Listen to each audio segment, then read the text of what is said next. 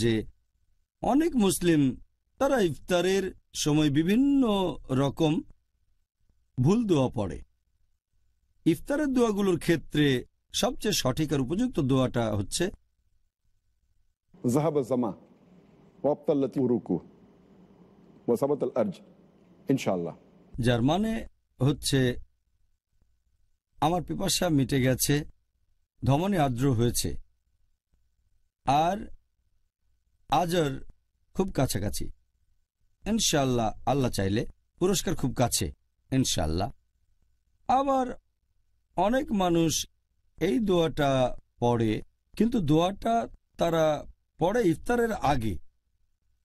ইফতারের সময় কিছু মুখে দেওয়ার আগে পরস্পর বিরুদ্ধে মানে হয়ে যায়। দোয়াটার মানে যে আমার পিপাসা মিটে গেছে, যাহাবা জামা ওয়াবতাল্লাতি উরুকু, আমার পিপাসা মিটে গেছে, আমার ধমনী আর্দ্র হয়েছে। ইফতার করার আগে তো আর পিপাসা মিটতে পারে না।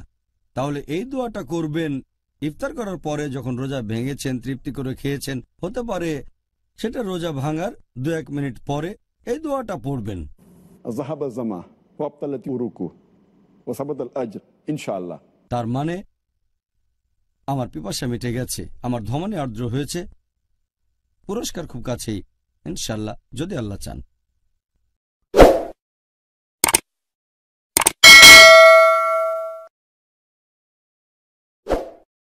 أخيرا به يا حبيبي